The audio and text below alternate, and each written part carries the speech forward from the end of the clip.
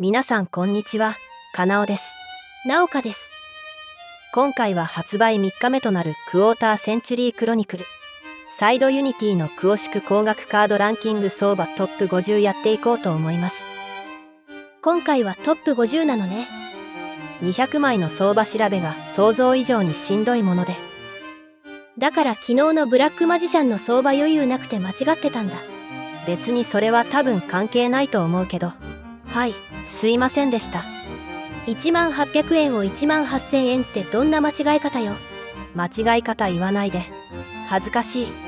相場はメルカリでの取引価格を参考にさせてもらっています。ということでランキングやっていこうと思います。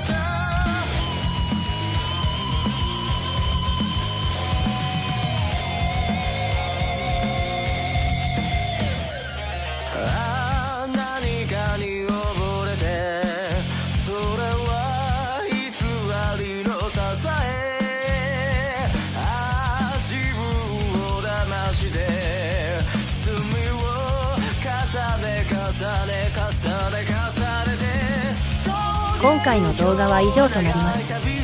最後までご視聴ありがとうございました。